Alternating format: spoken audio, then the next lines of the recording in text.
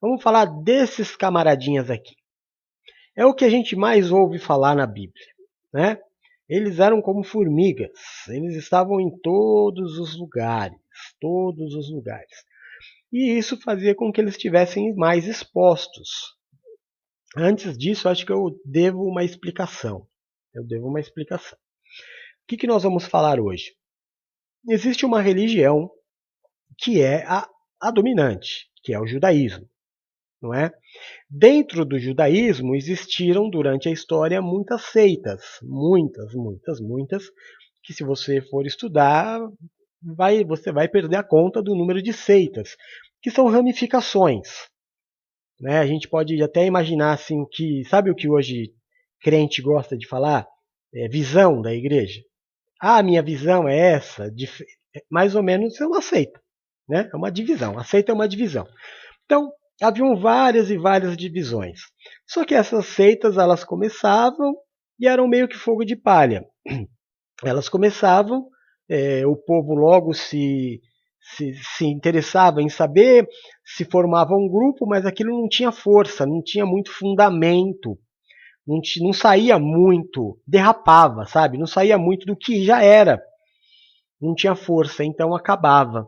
E elas nasciam e acabavam, e na época de Jesus, havia se firmado essas quatro, junto com o que eu disse, aquele partido político, os herodianos. Então, os quatro que nós vamos falar agora são judeus, pertencentes à religião judaica, porém protestantes, vamos dizer assim, como a igreja evangélica. A igreja evangélica, que a maioria de vocês pertence, acredito eu, são protestantes. Protestam não sei do que, mas protestam. Né? Eu estava vendo a entrevista de um padre,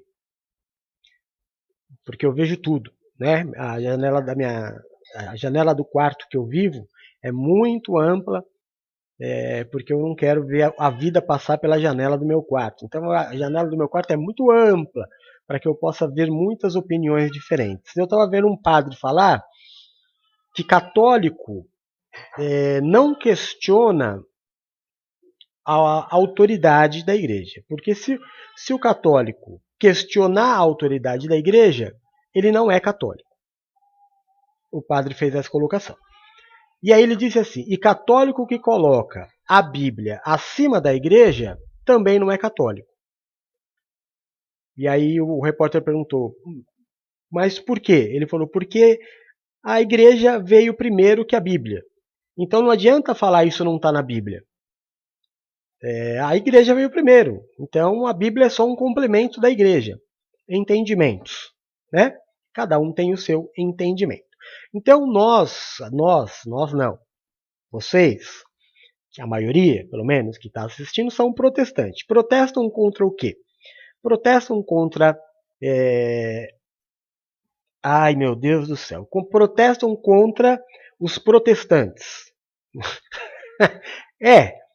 Porque olha quanto protesto, né, gente? A religião é uma coisa complicada, porque é muito protesto. É muito protesto. Parece a CUT. Então nós tínhamos o... Parece a CUT, foi boa. Mas tem a religião principal, a única religião do mundo, a única verdadeira. A religião única, verdadeira, é o judaísmo. É a religião que Deus implantou. Depois surgiram muitas coisas, mas a religião o original é o judaísmo. Do judaísmo, durante todos os anos, os milhares de anos, todos os séculos foram se passando, muita coisa foi acontecendo, muita coisa. O povo foi mudando, não era mais como antigamente. As pessoas evoluem, aparece mais tecnologia, aparece tecido, aparece cor. Então as pessoas já não usam só o branco, já não usam só o mesmo tecido. Todo ser humano é vaidoso. E eu estou só te dando um pequeno exemplo. Vai surgindo questionamentos. Por que eu não posso? Por que não deve? E vão criando variações dentro da lei. Então, durante muitos anos, milhares e milhares de anos, foram se criando muitas histórias em cima das leis. E isso afetou, sobretudo, não a religião judaica em si, mas as ramificações, as seitas. E dessas que permaneceram até o fim, né, porque essas que eu estou dizendo foram as últimas que acabaram no ano 70 com a destruição do templo. Mas eles estavam protestando, cada um da sua forma, a gente não concorda com isso, então vamos pregar desta forma.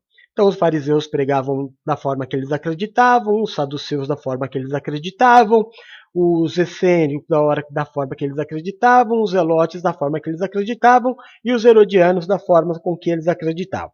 Cada um deles acreditando que o Messias viria de uma forma, agiria de uma forma, cada um na sua visão, como todo pastor que abre uma igreja, Deus me deu uma visão, mesma coisa, não muda, tá? Deixa eu arrumar aqui minha tela que tá, esse pretinho aqui tá me irritando. Melhorou. Deus me deu uma visão, vou abrir outra igreja. Tá, então vai, abre outra igreja. Vai dando visão. Então as seitas eram meio que um protesto, uma divisão dentro da religião principal, que era o judaísmo. Nesse processo todo, surgiu o protestante maior da história, que foi Jesus. Jesus foi o maior revolucionário da história religiosa do mundo de todos os tempos. Dividiu a Terra em duas eras, em AC e DC. Antes de Cristo e depois de Cristo. O cara veio, revolucionou tudo. Aquilo que era uma seita se tornou em uma verdade, de verdade única, não mais uma religião. Religião existe uma só. Vai ser sempre o judaísmo. Agora, a verdade é Cristo. Né? Então, na época de Cristo, existia o protestante, os protestantes, as seitas que protestavam contra ele. E esses protestantes agora protestavam contra Cristo. Olha que loucura. Porque eles não queriam que aparecesse mais uma divisão ainda. Pois é. Aí isso depois passa, o templo vai ser destruído em 70, aí depois vai passar alguns anos, o cristianismo vai crescer, vai aparecer um imperador que vai se converter, Constantino, e vai mexer nas escrituras, e vai formar a igreja romana, que é a igreja católica, estruturadinha, bonitinha, andando segundo os padrões que eles acharam que tinha que ser. Aí o que aconteceu? Mais uma vez apareceram protestantes, que terminou sendo nós, né? Eu, você, quem se diz crente é protestante. Então, é uma história de protestos religiosos. Então, hoje vamos falar, não sei se deu para você entender, dos primeiros protestantes, das primeiras seitas que aconteceram dentro do judaísmo. A primeira delas, e mais difundida, porque eles eram como formigas, eles punham a cara à tapa mesmo, eles estavam na rua, eram os fariseus. Os fariseus têm um capítulo inteiro de Jesus batendo neles. Porque eles estavam muito no pé de Jesus. Muito. Os outros ficavam meio assim, sabe? Aparecia de vez em quando, a gente vai ver uma conversa de Jesus com os saduceus no capítulo 22, 2 ou 3 versículos do Senhor contestando aquilo que eles pregavam, que a gente vai ver o que eles pregavam daqui a pouco, mas, no geral, eram sempre os fariseus, porque eles estavam em todo lugar. Eles estavam na rua, era um grande número. Não eram pessoas muito apegadas ao dinheiro, eles não pregavam como, por exemplo, hoje se prega a teologia da prosperidade, eles não eram muito apegados à questão material, embora nós tenhamos relatos de fariseus muito ricos, como José de Arimateia, como Nicodemos, e outros, mas não era uma regra. Eles viviam mais mesmo da religião. A questão deles era espiritual. Só que aí você vai dizer assim, então apóstolo, onde que surgiu a divisão deles? O que eles não concordavam com a religião central judaica? É que diz a lenda dos historiadores que existe 2 Torás. Torá é o livro dos judeus, né? A Bíblia dos judeus, que são as leis que Moisés escreveu, e existe uma outra Torá oral, que é uma Torá que era dita, que era pregada, né? Que nem tudo que foi dito foi escrito. Então, existiam muitos costumes que eles trouxeram de séculos e séculos, milhares de anos até, que eles achavam até mais importante do que a própria Torá. Então, os fariseus, eles tinham essa coisa. Eu vou te dar um exemplo, né? Quem aqui, quando era criança, nunca ouviu a mãe falar que se você deixasse o chinelo virado de cabeça para baixo, a mãe morria? Todo mundo, né? Uma vez eu até brinquei com a minha mãe, que ela brigou comigo, ela falou, você não me ama.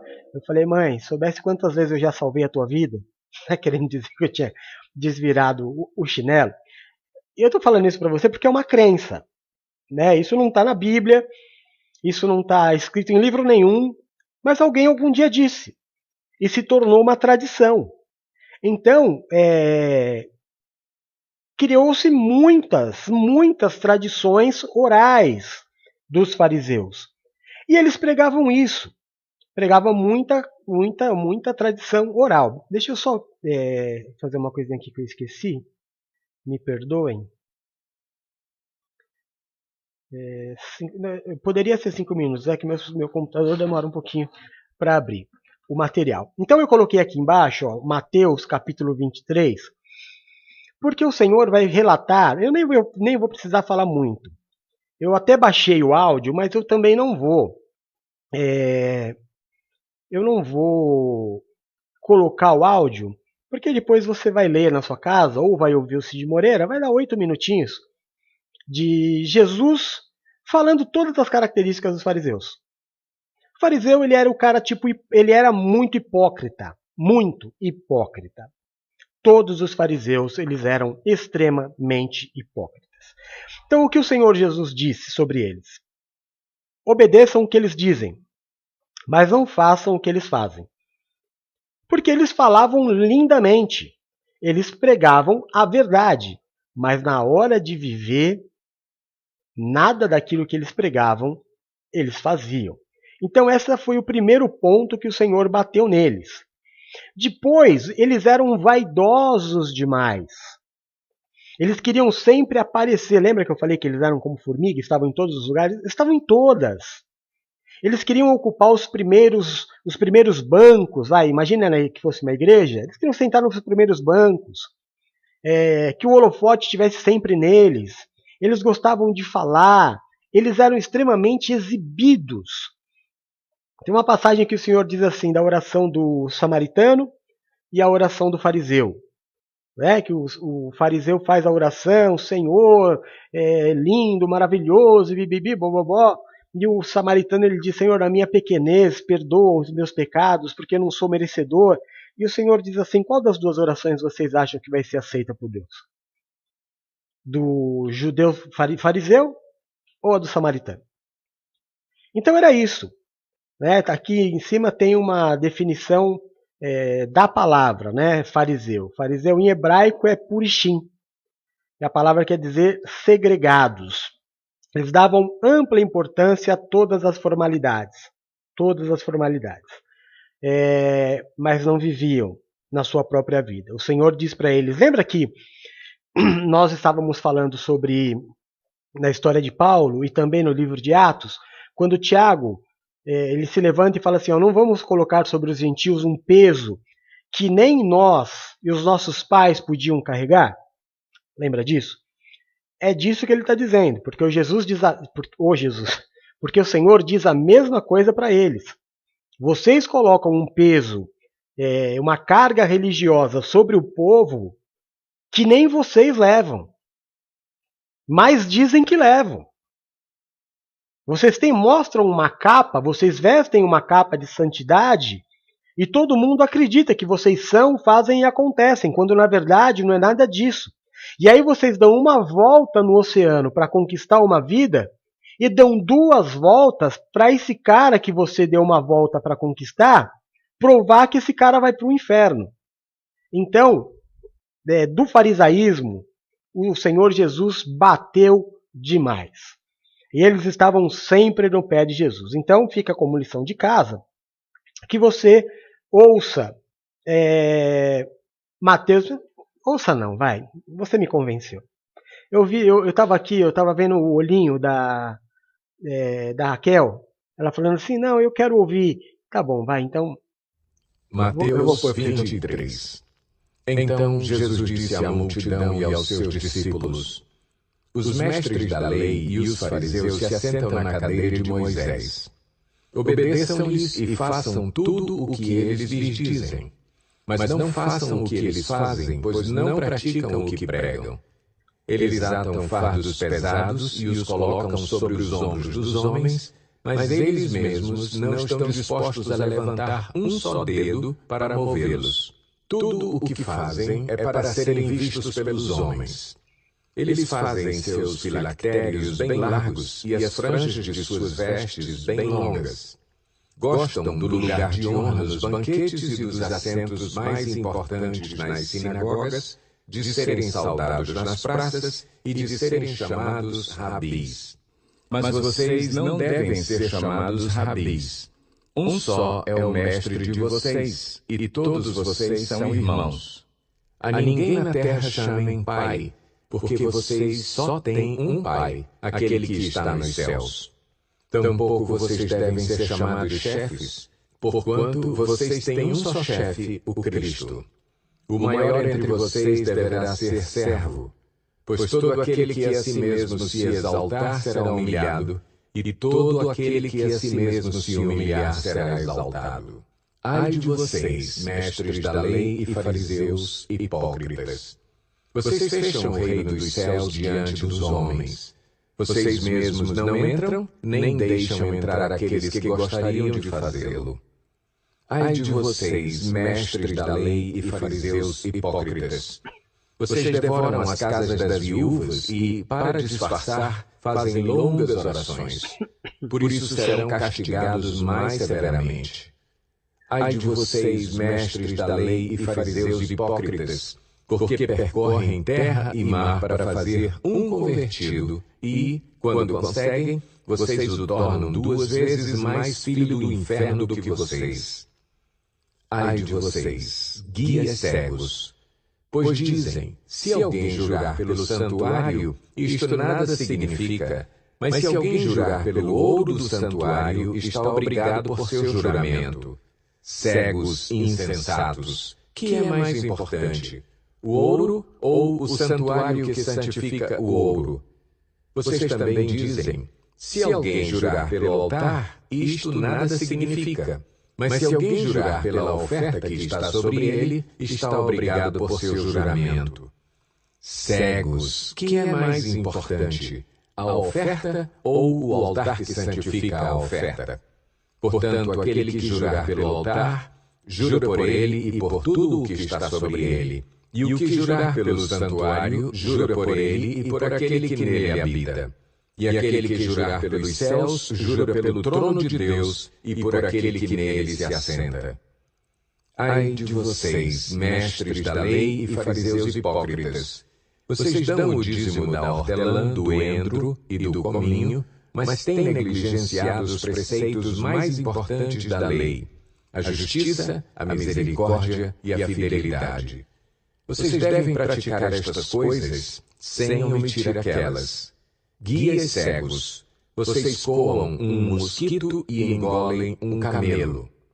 Ai de vocês, mestres da lei e fariseus hipócritas! Vocês limpam o exterior do copo e do prato, mas por dentro eles estão cheios de ganância e cobiça. Fariseu cego, limpe primeiro o interior do copo e do prato, para que o exterior também fique limpo. Ai de vocês, mestres da lei e fariseus hipócritas! Vocês são como sepulcros caiados, bonitos por fora, mas por dentro estão cheios de ossos e de todo tipo de imundície. Assim são vocês. Por fora parecem justos ao povo, mas por dentro estão cheios de hipocrisia e maldade. Ai de vocês, mestres da lei e fariseus hipócritas! Vocês edificam os túmulos dos profetas e adornam os monumentos dos justos.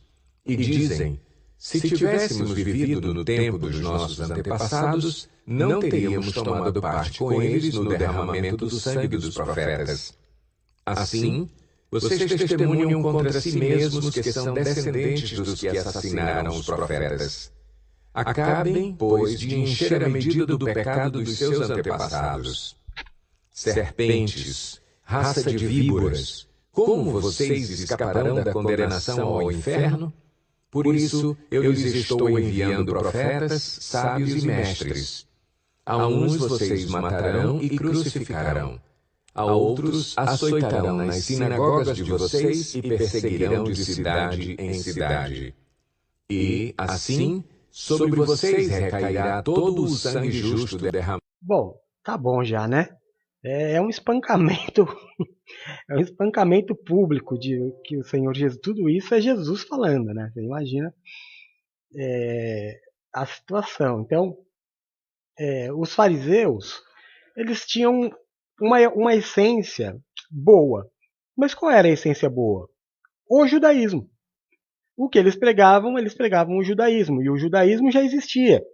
A variação, né, a questão do aparecer, da vaidade, da hipocrisia, tudo isso que você ouviu o Senhor falar muitas coisas.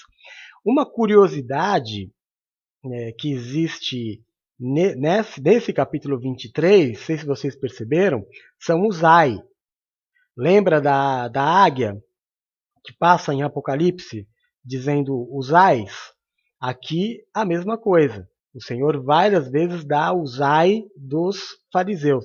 Ai de você, fariseu, ai de você, fariseu, ai de você, fariseu, porque são um povo que o próprio Senhor disse, marcado para a condenação. Amém? Então esses são os fariseus, são os primeiros que a gente viu aí aparecendo. Acho que de mais relevância, eu acho que não tem muito o que falar. Aí vamos falar desse segundo grupo agora, o que é o segundo grupo que mais aparecia, né? O segundo grupo que mais aparecia eram os saduceus. Não aparecia muito, não, porque nem é muito a deles aparecer.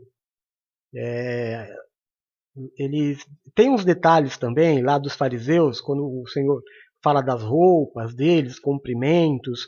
Eu acho que vai complicar um pouco a tua cabeça eu te explicar isso agora, mas depois eu posso fazer um estudo mais, vamos fazer assim um avançado, vamos dizer assim, né? Aí a gente fala até da vestimenta dos fariseus, que tinha uns cordões maiores, que significava a santidade e essas coisas. A gente explica num outro momento. Acho que para ter uma base do que eram os fariseus, acho que já dá para você saber. Aí vamos para esse grupo, para essa seita judaica chamada saduceus. Saduceus, porque eles eram, como é que eu vou falar? Eles eram discípulos, eu ia falar sacerdotes. Eles eram os discípulos de Sadoc. Né? E o que eles criam? Primeiro, eles eram um grupo, diferentemente dos fariseus, eles tinham poder.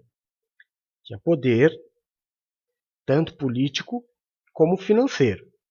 Eles eram um grupo religioso que achava que a religião deveria andar lado a lado com a política.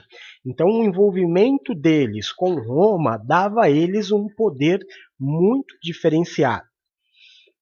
Isso poderia fazer deles maiores até do que os fariseus. Lembra que eu disse no culto passado que quando Jesus desce do monte, tá os dois grupos, né? Tem um grupo de saduceus e um grupo de fariseus, que para eles estarem juntos ali, sendo rivais do jeito que eles eram, é porque tinha um motivo muito importante. Eles só não cresceram e foram mais fortes porque a forma deles enxergarem a Torá era completamente deturpada.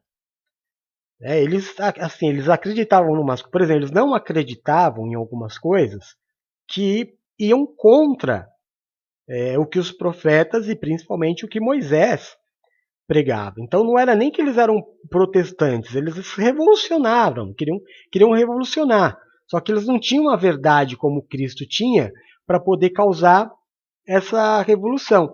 Então eles eram assim, políticos e muito envolvidos em Roma. Característica, a conversa que eles têm com Jesus, se eu não me engano, no capítulo 22, é que eles não acreditam na vida pós-morte. A base deles é a seguinte: nós devemos.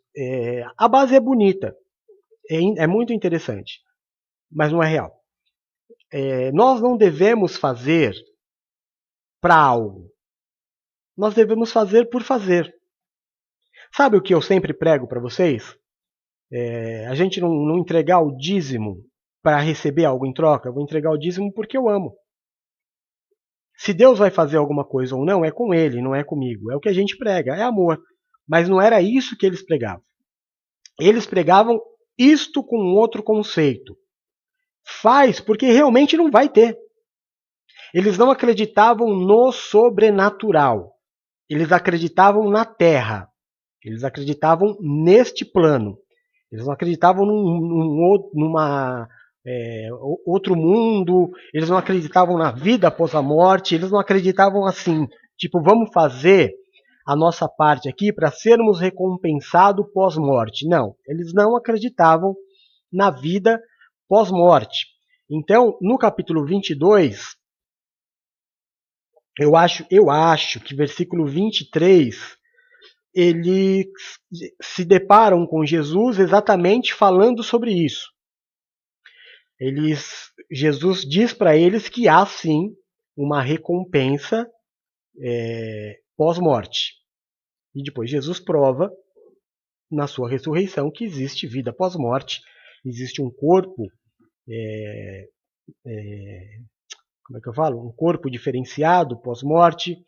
O apóstolo Paulo diz que isso que nós temos hoje é uma barraca e que nós teremos uma casa estruturada, querendo dizer que o nosso corpo, nós vamos receber um corpo glorificado.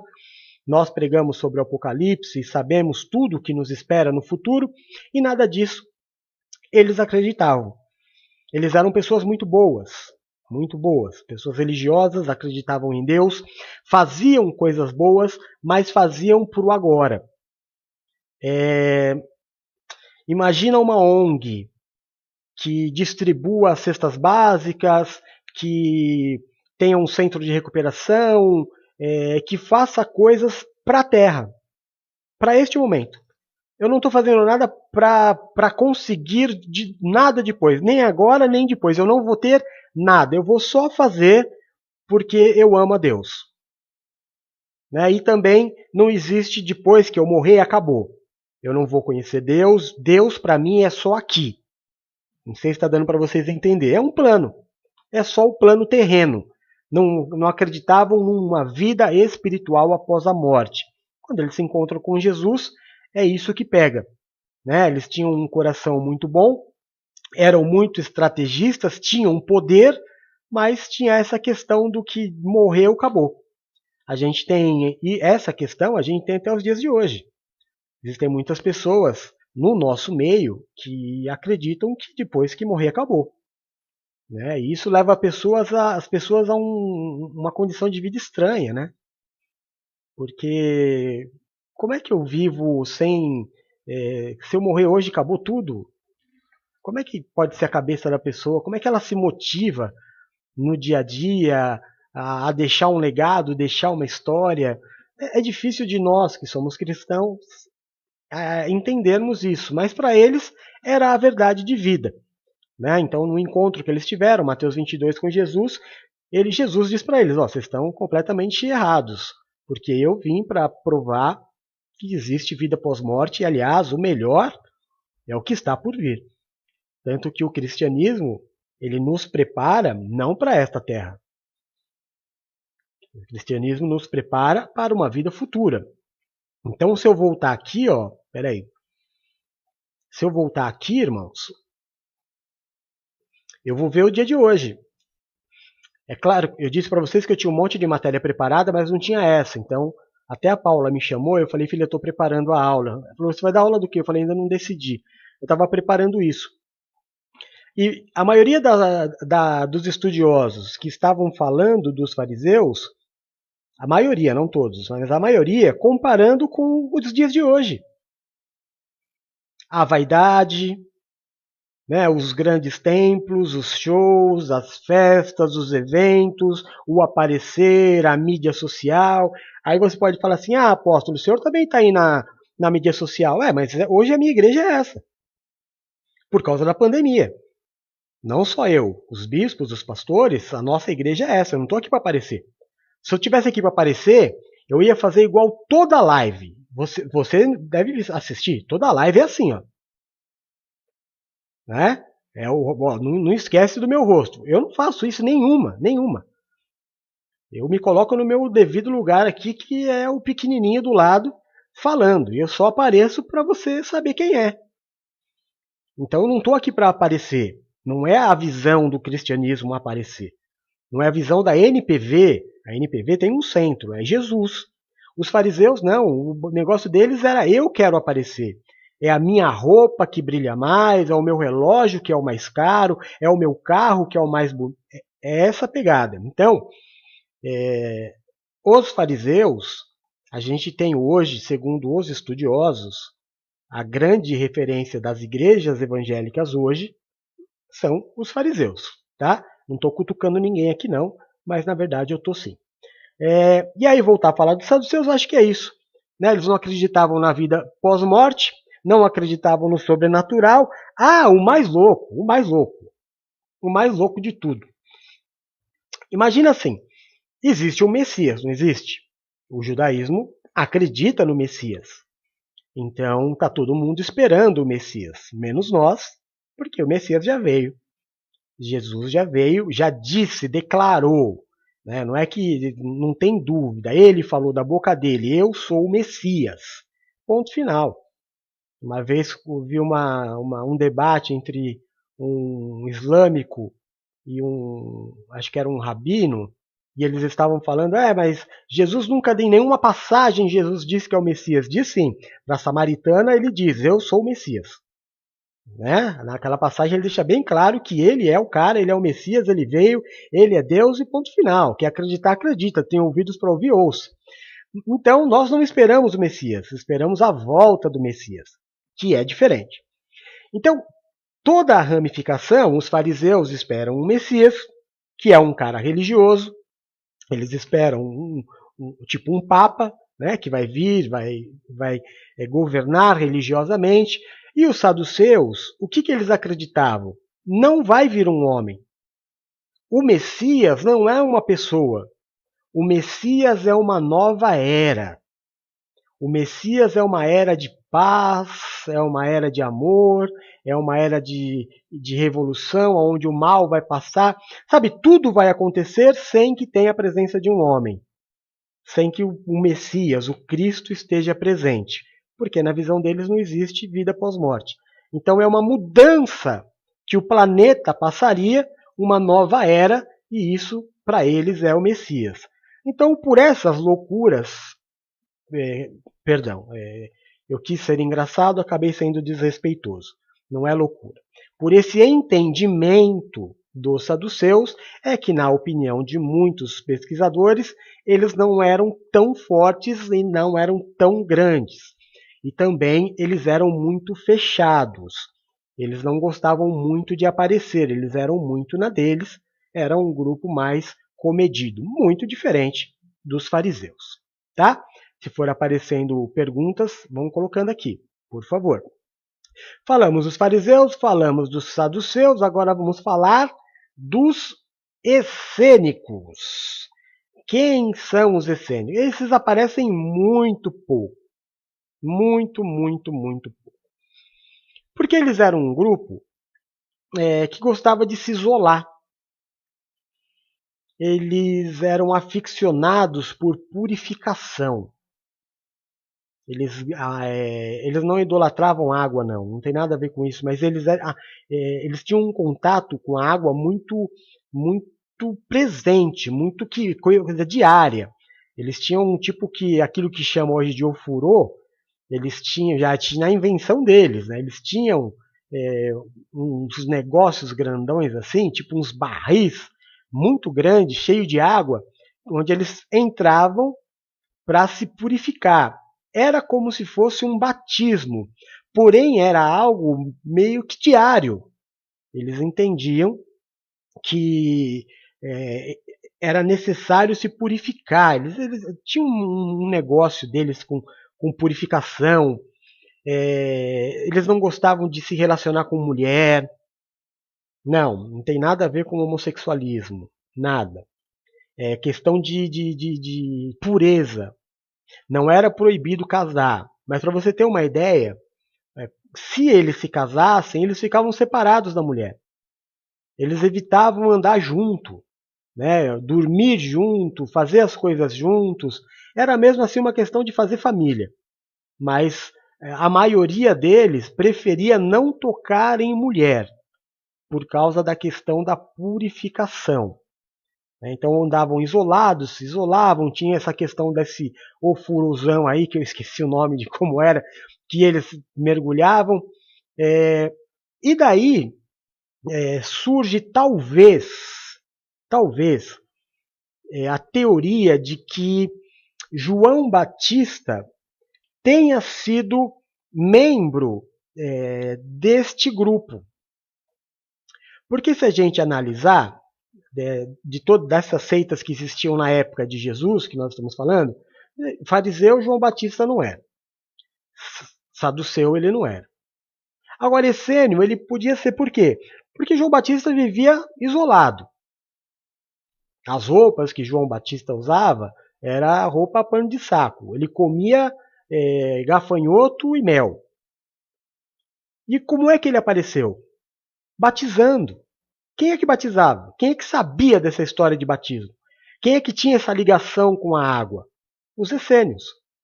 Então é muito provável que João Batista tenha participado, tido uma criação entre os essênios. Ele não era essênio, mas ele pode ter tido um conhecimento, uma vivência nos essênios, e depois tido a direção do Espírito Santo de Deus para fazer o batismo para a remissão de pecados. Remissão de pecado é purificação? É purificação. Só que o batismo que os essênios faziam, além de ser diário, não era para a retirada de pecados. Era para uma purificação espiritual, uma coisa assim. Né?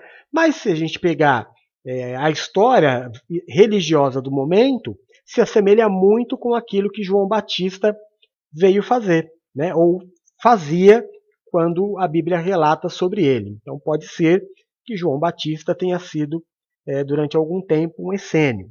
Tá? Historicamente, uma atitude muito bonita que eles traziam, de milênios, assim, milenar, que o tataravô passou para o bisavô, que passou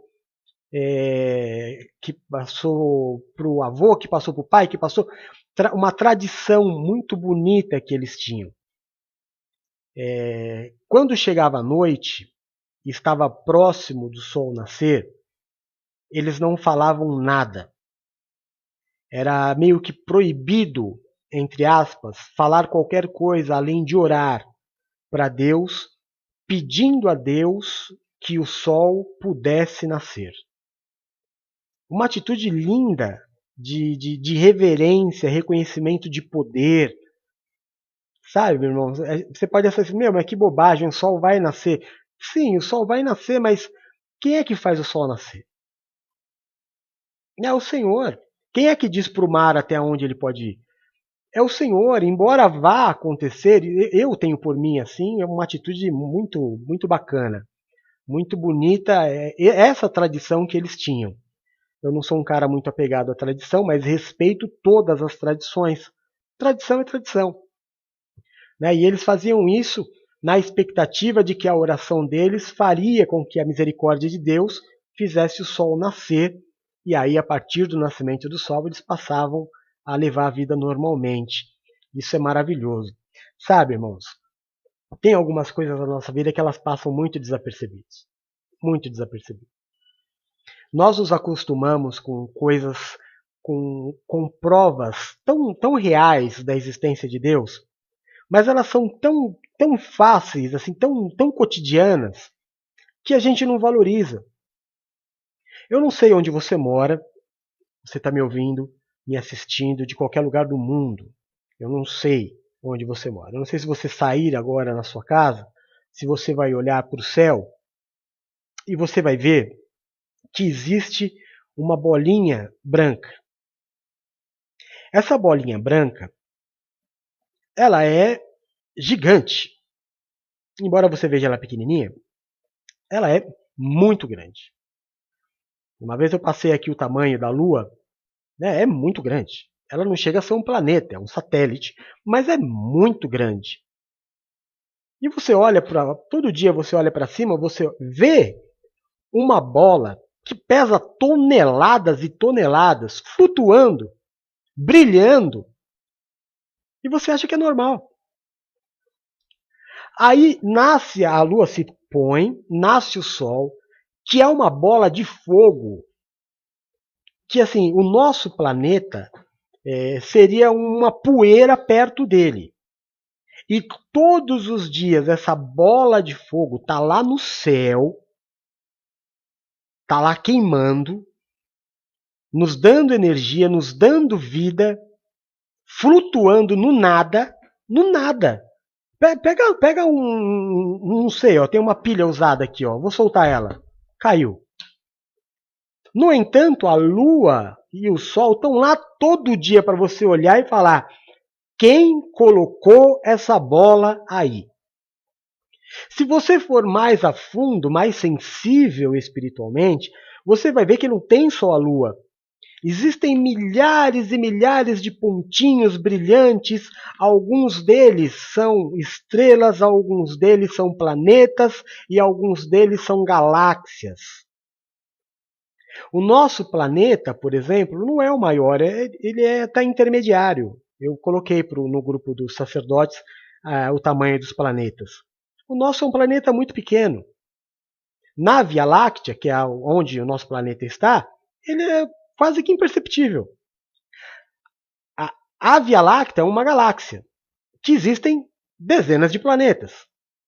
E quando você olha e você vê um brilhinho, às vezes esse brilhinho não é uma estrela, é uma galáxia. E dentro deste brilhinho que você está vendo, tem mais dezenas de planetas, que são essas bolas de toneladas gigantes planeta, flutuando no meio do nada. Mas você está tão perdido na conta que você tem que pagar, no horário que você tem que acordar amanhã, sabe, nas coisas humanas, terrenas, as coisas dessa terra, que você não consegue perceber o quão Deus é poderoso e como é fácil perceber que Deus existe. Então, quando a gente vê a atitude dos essênios, todo dia aqui, ó, de manhã, não vamos falar nada, vamos só orar a Deus para que Ele permita o sol nascer. Cara, é demais. Você pode achar que é nada, mas não é.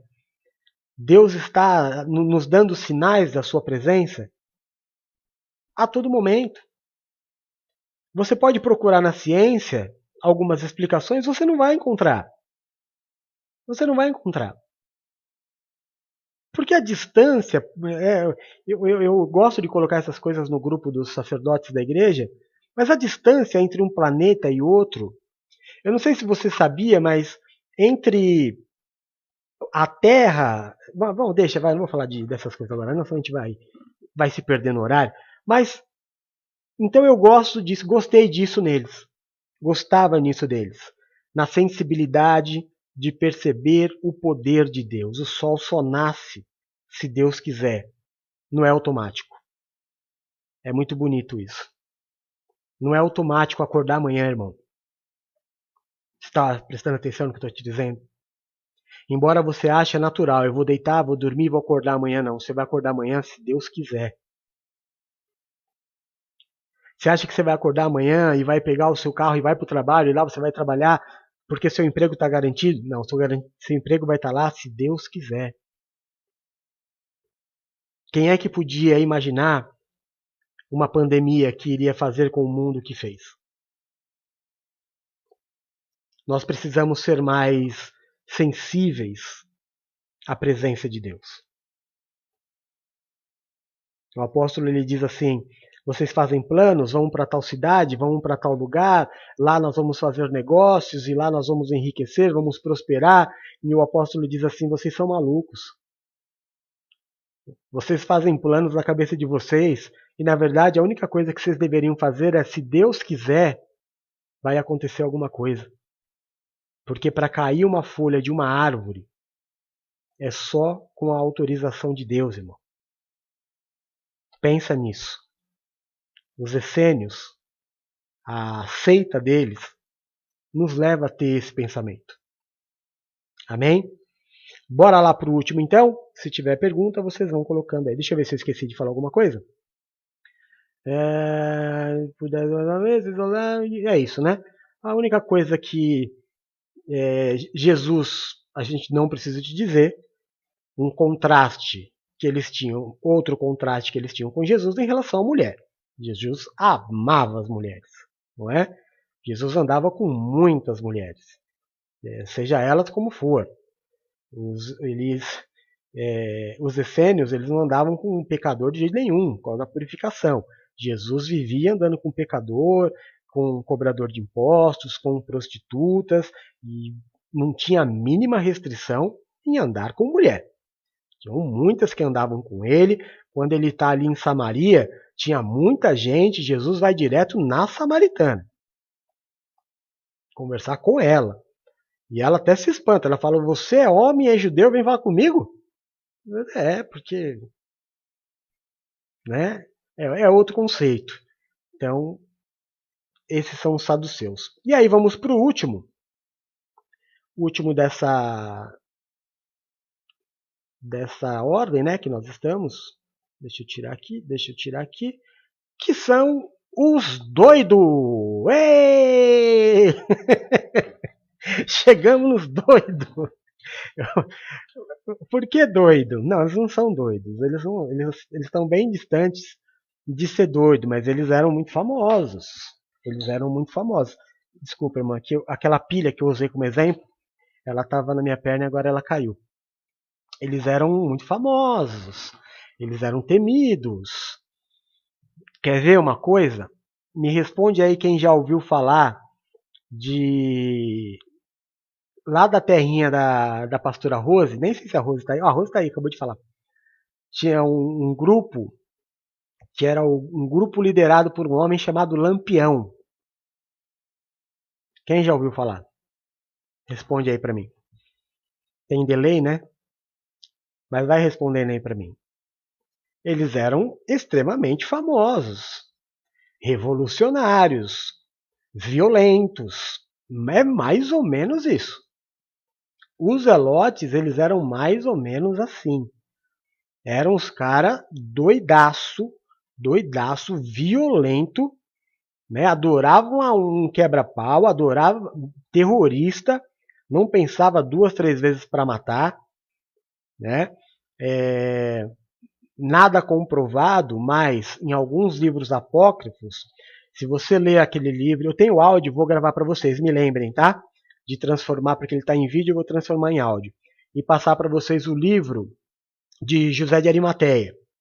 José de Arimateia é muito interessante porque ele dá um relato do que aconteceu com ele depois que Jesus foi preso, a perseguição. Fala algumas curiosidades de Judas, que eu usei até para quando nós fizemos o estudo de Judas. Fala dos dois que estavam crucificados com Jesus, de Dimas e do outro. E o outro, que era um sanguinário, há uma grande probabilidade dele pertencer ao grupo dos zelotes. Não é? Também uma grande possibilidade de Jesus Barrabás também pertencer ao grupo dos zelotes. Então era esse nível de pessoas. Né? Sanguinários, assassinos, perseguidores, fanáticos por aquilo que acreditavam ser o certo. Eu usei aqui um exemplo nacional para você ter uma ideia. Para muitos, Lampião foi um herói. Né? É um herói da história nacional, do folclore nacional, embora seja uma história verdadeira. Os zelotes não tinham nada de herói. Absolutamente nada de herói. Eles eram sangue no olho mesmo, Se eu ver se tem alguma coisa interessante aqui. Eles eram revoltados, eles achavam que ter que pagar imposto para Roma era pior do que ser escravo. Então, o sonho deles era fazer uma revolução contra Roma. A gente vê um dos poucos momentos em que eles são citados, né, no Novo Testamento, quando Gamaliel, lembra, né, Gamaliel falando, ele fala sobre Judas. Judas começou um grupo aí, dos Zelotes. Judas Galileu, não é isso? Era Judas Galileu. Gamaliel diz sobre ele. Ele também, se for igual aquele, ó, veio e meio que tá aí, passou, não pega nada. Mas se for de Deus também, ninguém vai poder se levantar contra, porque ninguém se levanta contra Deus. Não é verdade? Isso a gente sabe bem, né? Nós que somos NPV, nós sabemos bem dessa história. Não adianta perseguir aquilo que é de Deus. Aliás, pode perseguir, né? Mas quanto mais bate, mais cresce. Quanto mais tenta afogar, mais Deus dá estratégia, mais Deus levanta. Assim é a história. Então os Zelotes, eles têm essa história. Eles foram citados por Gamaliel e são, para a gente terminar a história dessas seitas, eles são os responsáveis diretos pela destruição de Jerusalém. Né? São os responsáveis diretos pela destruição do templo. Fizeram o que fizeram, brigaram com Roma, até que a situação se tornou impossível de lidar. Tito ainda tinha como, não o nosso Tito, né? O Tito brother que eu disse, o Tito o irmão, o Tito imperador, ele ainda tinha como ideal não destruir o templo. Né? Isso aconteceu no ano 70. E mesmo assim, quando o Tito viu que o templo começou a pegar fogo, ele também não fez questão nenhuma de tentar recuperar o templo e deixou ir ruína abaixo, né? E ali destruir, e o povo de Israel então acabou, e, se não me engano, até 1948, né? 48, que a nação de Israel foi novamente estabelecida. Desculpa, essa informação eu deveria ter para dar, mas eu não me lembro. Mas acho que é isso. Acho que é 1948. E o povo acabou. Acabou Jerusalém, acabou o templo, porque os caras resolveram enfrentar através da força. Né? Tentaram ganhar através da violência, como eles eram violentos. Então, uma condição que não tinha absolutamente nada a ver com aquilo que Jesus veio pregar. Então, de todas elas, todas se passaram, como diz as profecias. Tudo passou. A religião que Deus disse que não passaria, o povo dele, o povo judeu, permanece. A religião judaica permanece. E a verdade imperou. Jesus hoje não é uma religião. Jesus hoje é a verdade. Jesus é o Messias que veio e vai levar para o céu todos aqueles que nele crê, declarar o nome dele, se batizar, se arrepender dos seus pecados e assim desejar. Né? Jesus não é nenhuma religião. Jesus é a verdade. Jesus é a consumação daquilo que o Antigo Testamento e o próprio judaísmo, embora eles não queiram aceitar, né, até por causa de tanta divisão, um acha que é uma era, o outro acha que é um guerreiro, o outro acha que é um papa que vai vir. Jesus já veio, irmão. Jesus já está aí, aliás, já está para voltar.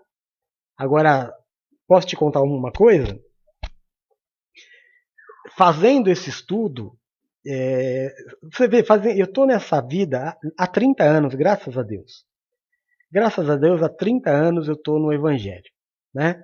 Ministrando, fazendo a obra de Deus, mas algumas coisas eu sou pego de surpresa. Foi fazendo essa matéria hoje que eu descobri que existe um grupo de pessoas que dizem que Jesus voltou no ano 70, quando o templo foi destruído. E eles pregam isso na igreja, que Jesus já voltou. Mas aí essa história vai ficar para um outro estudo, para eu poder dizer para você que isso é loucura. Jesus veio sim. Veio, subiu e está para voltar, mas ainda não voltou. Amém? Então Jesus é a nossa verdade, Jesus é o caminho, é a nossa verdade e é a nossa vida. Então glória a Deus por isso e por tudo que nós pudemos ver hoje. De tudo aquilo, de tudo que nós vimos, o cristianismo tem um pouco. Né? A formação de todo o cristianismo veio desse povo aí. Surgiu daí do meio. Né? Então, por isso que para Paulo conseguir o que ele conseguiu, foi uma luta muito grande. Libertar o cristianismo de ser mais uma seita, de ser uma religião, para ser a verdade de vida de uma pessoa, o caminhar de vida de uma pessoa, não mais uma regra, não mais, mas a verdade, o amor, o sentido. Paulo teve que lutar e conseguiu, porque hoje nós estamos aqui vivendo a verdade que é Cristo. Nós não estamos vivendo a religião cristã, estamos vivendo a verdade que é Cristo. Por que, apóstolo, o senhor bate na tecla que Cristo não é religião? Porque, irmão, religião significa religar. E quando Cristo morreu na cruz, houve um grande terremoto e o véu se rasgou. Então esse negócio de ter que me ligar, não liga mais, tá ligado? Não precisa mais ninguém te ligar, já tá ligado. Já tá ligado, o véu rasgou, é só entrar. O único caminho é ele. É ele é o caminho, não é religião. Ele é o caminho, ele é a verdade. É ele, não é religião. Não é placa de igreja, cara, não é... Meu, é outro estudo, né? Tem muita coisa para falar por Jesus, porque quando você começa a falar de algo que você é apaixonado, você não tem vontade de parar. E eu não tenho vontade de parar de falar de Jesus, da salvação, porque ele é o cara, meu. É o cara, não tem regra. Tem uns malucos aí que fica falando um monte de coisa. É isso, aquilo. Ah, porque a minha oferta fez isso. Ah, porque o meu jejum. Que sua oferta? Que teu jejum? Quem fez foi Cristo, rapaz. Quem você pensa que você é para fazer alguma coisa? Você não é ninguém. Você não é ninguém. Nem o teu jejum, nem a tua oração, nem nada pode fazer nada por você. Você não vai obrigar Jesus a fazer nada. Ele faz porque ele é. O meu dízimo, a minha oferta, o meu jejum, a minha oração é o meu negócio com Deus. É a minha consagração. Agora, achar que aconteceu porque eu fiz é muita pretensão, é ser muito fariseu, né? Por isso que eu digo que disse que tem, as pessoas estão dizendo que hoje em dia tem muito a ver com os fariseus. Ah, aconteceu porque eu fui no monte. Ah, aconteceu porque eu fiz a campanha. Ah, o que você fez, irmão? Você fez o que na vida? Você foi no monte uma vez, o resto do dia você fez um monte de coisa errada. Para com isso. Bom é Cristo. Doidão mesmo é Cristo. Maravilhoso é Cristo. Pai da eternidade, príncipe da paz, Deus forte. É Cristo, é Jesus. Tira isso da tua cabeça. Tira da tua cabeça. Não tem mais preço a ser pago. Não tem mais preço a ser pago. Ele já pagou. Com cada gota do sangue dele, ele já pagou. Você não precisa pagar mais nada. Você só precisa amar. Aprender a amar. Às vezes é mais difícil do que pagar. Amém? Então nós vamos orar. São 10 horas e 45. Olha, eu tô tipo a Luciana, hein? Eu tô britânico. 10 horas e 45 minutos. Nós vamos fazer a nossa oração de consagração da nossa quinta-feira e vamos agradecer a Deus pela quarta-feira que Ele nos deu. Né? Graças a Deus, mais um dia abençoado. Então, coloque aí os seus pedidos de oração. Nós vamos orar. Em nome de Jesus. Deixa eu colocar aqui o nosso louvorzinho no fundo para que nós possamos orar. Você pode enviar o teu pedido de oração, tá? Pode enviar o nome, o pedido de oração. Nós vamos orar e vamos interceder pela tua vida. Aliás, nós temos agora um programa de intercessão todos os dias 6:45. Chama-se NPV News. É um programa de intercessão por problemas que acontecem no dia. Hoje nós oramos, ontem nós oramos, conversamos sobre e oramos em relação aos números do coronavírus, que hoje chegou a 1.200 e poucas mortes. Hoje nós tivemos 2 casos de pedofilia. Uma criança de 11 anos que foi engravidada, mais uma, pelo padrasto, e um engenheiro que assediava crianças pela internet e graças a Deus foi preso, mas pagou fiança e está livre. E também oramos pela violência contra as mulheres, mostramos um gráfico, o crescimento do feminicídio. É um programa muito interessante, você poderia participar se você tiver tempo, eu sei que o horário é ruim, mas é uma grande bênção. Amém? Enquanto você vai colocando os seus pedidos de oração, a partir da semana que vem nós vamos ter uma alteração, de novo na nossa grade. Tá? O programa NPV no ar volta a ser todos os dias. Este estudo bíblico vai passar a ser agora às terças-feiras. Vai ser feito pela Bispa Silmara. Amém? Então a estrutura agora vai ficar assim: domingo Apóstolo, segunda Bispo Edu, terça Bispa Sil, quarta Pastora Nina, quinta Bispa Paula, sexta Bispa Adri e no sábado Nossa Alegria. Amém? E o programa NPV no ar todos os dias das 9h30 até as 11h e o programa NPV News todos os dias às 6:45. Tá bom? Aí você ajuda o apóstolo a divulgar. E hoje à noite, nessa noite, nós vamos aqui orar. Deixa eu pegar os nomes. Vamos orar pelo Deone, vamos orar por toda a sua família. Vamos orar pela saúde da mãe do Bispo Eduardo. Vamos orar pela Raquel, Nossa Alegria 2, pela família dela, pelo Alex de Souza. A Lu pede oração pela Andréia, pelo José Antônio, pelo Danilo, pela Daniele, pelo Daniel, pela Bruna. Colevati, pelo Solon Júnior, pela Helena, pelo Linei, pelo Leni, Enos, Leandro, Nathalie, Luca, Bruno, Edson e família, Jonatas e família, Eber e família, Edivaldo, Mariceia, Eduarda, Silvana e Débora, Nelson e família. Pastora Rose pede oração pela Rosinei, Roneide Felipe, Fernanda Felipe, Arthur e Davi Luca. A Bispa Sil pede oração pela Leide, pela Lucimara, pela Dona Matilde, pela Fabiana, pela Kelly, pelo Marcelo, pelo William, pela Vivian Viana. Quem mais? A Paula pede oração pela Cida, Cristina, Carolina, Conceição. Bispa Adri pede oração pela Adriana Machado e sua família, Elias dos Santos e Michele Daiane. Cristiane Lima e sua família. A Valéria pede oração pelo Arthur. Também por uma amiga que tem uma doença na coluna. Em nome de Jesus. Vamos orar então? Senhor nosso Deus e nosso Pai. É no nome do Teu Filho Jesus Cristo que nós nos colocamos neste momento como igreja. Prostrados aos Teus pés.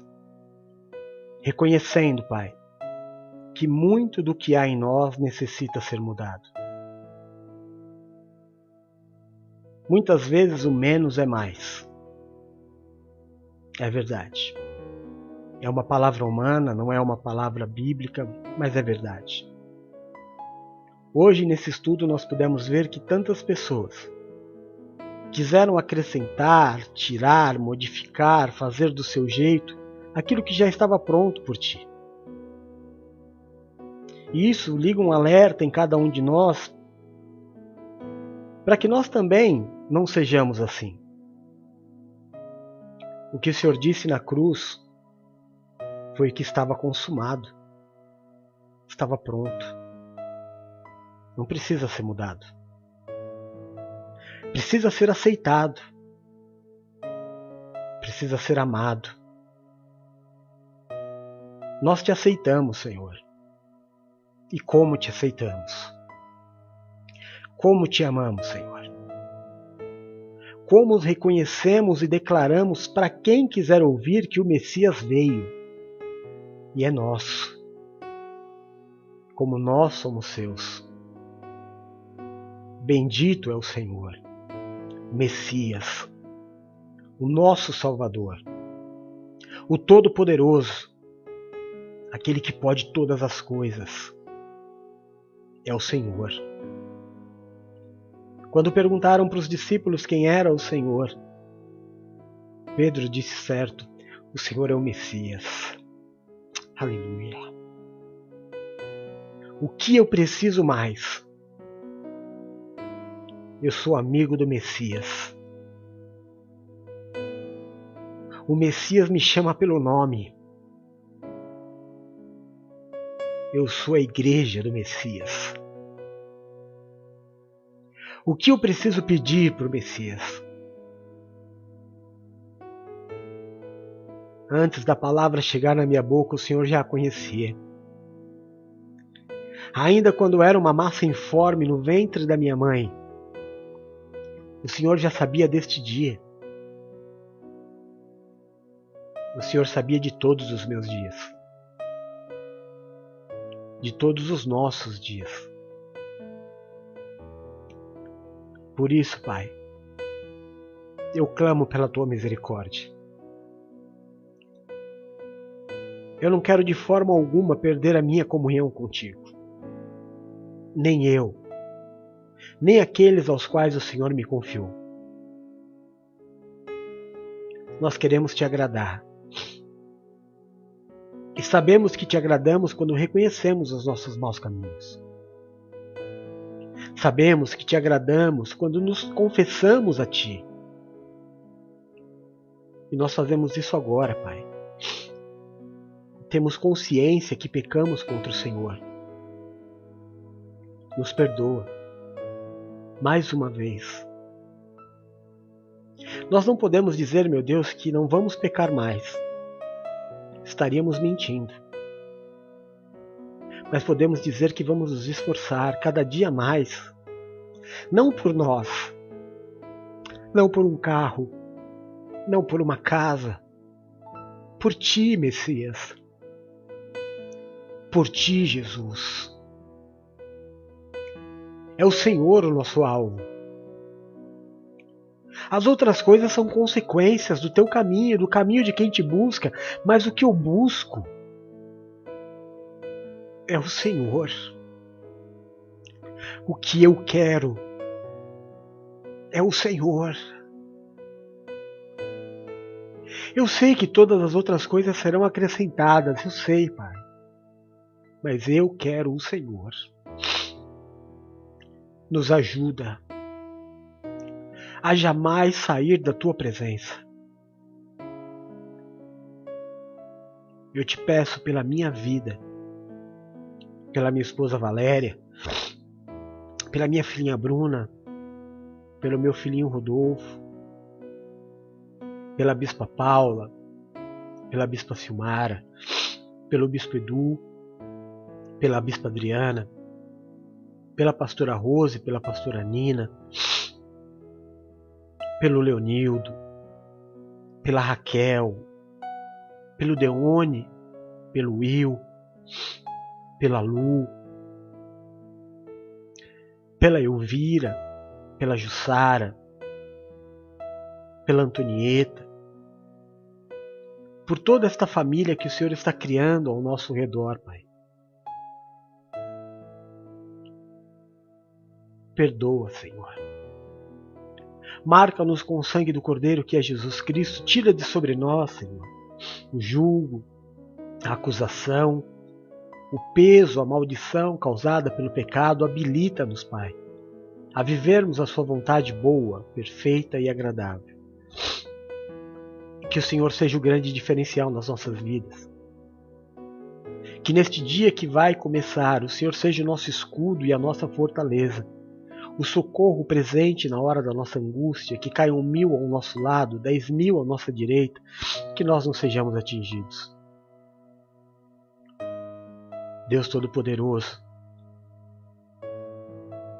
nós queremos consagrar a Ti esta quinta-feira, porque esta é a única chance que nós temos de permanecer de pé até o final do dia, com toda a consciência de que não merecemos, não somos dignos, somos pecadores, mas na consciência de que nós temos um Deus que ama incondicionalmente, que não lança fora os que o buscam, e que a misericórdia dura para todo sempre. Por isso, Senhor, debaixo da graça de Jesus Cristo, Messias, nosso Senhor e Salvador, eu te peço, nesta quinta-feira, nos abençoa, nos guarda e nos livra do mal. Sustenta-nos, Pai, com o teu braço forte, que o pão deste dia não falte hoje. Afasta de nós os nossos inimigos, os nossos adversários, aqueles que desejam o nosso mal, que os dardos inflamados lançados por eles contra a nossa vida não prosperem, que os laços que eles tentam armar contra nós sejam por ti desarmados. Enfraquece, Pai, a cada um deles diante da tua presença. Guarda os teus filhos, Pai. Quando estiver fora de casa, livra de bandidos e marginais, de roubos, de assaltos, livra dos acidentes. Guarda, Pai, aqueles aos quais o Senhor me confiou, que nenhum deles se perca. Dá a eles testemunhos, Senhor. Dá a eles felicidade. Dá aos meus filhos na fé, meu Deus, o sonho, o desejo do coração. Faz eles felizes na vida sentimental, na família, no trabalho, nas finanças, na saúde. Dá paz, a paz que excede todo o entendimento. Em nome de Jesus. Muito obrigado, Senhor, pelo dia de hoje. Obrigado porque o pão não faltou na nossa mesa. Obrigado pelo dinheiro que, muito ou pouco, também esteve conosco. Obrigado pelo trabalho que não nos falta. Obrigado pelo teu sustento. Obrigado pela saúde. Obrigado pela nossa família, Senhor. Obrigado. Obrigado por nos guardar e nos proteger, Senhor. Obrigado por cada vida que fez parte da história deste dia. Muito obrigado pelos que nos abençoaram e por aqueles que nos ensinaram. Obrigado pelo nosso ministério. Obrigado pela aula de hoje, Senhor. Nós queremos crescer mais e mais em Ti. Obrigado pelo culto da pastora Nina. Acrescenta na vida da Tua filha, Pai. Tem sido tão fiel. Realiza os sonhos do coração. Em nome de Jesus. Em nome de Jesus.